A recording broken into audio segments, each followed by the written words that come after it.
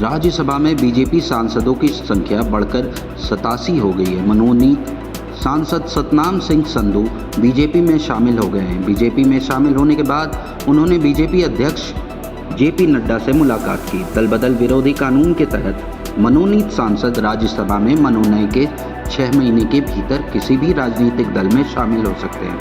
सतनाम सिंह संधू 30 जनवरी को मनोनीत हुए थे। इस तरह उनके पास किसी भी दल में शामिल होने के लिए 30 जुलाई तक का समय था। ऐसे में उन्होंने बीजेपी में शामिल होने का फैसला किया और बुधवार को उन्होंने पार्टी का दामन थाम लिया।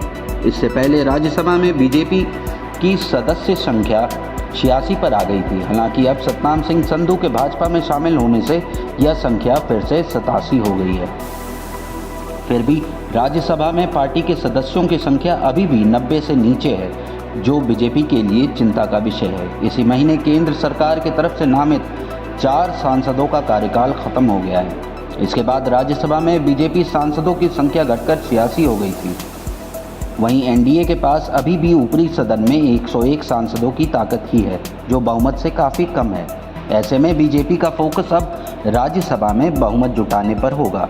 किसान के बेटे सतनाम सिंह संधू भारत के प्रमुख शिक्षाविदों में से एक है। उनका जीवन कठिनाइयों भरा रहा है। 2001 में संधू ने मोहाली के लांड्रा में चंडीगढ़ ग्रुप ऑफ कॉलेज की नींव रखी थी।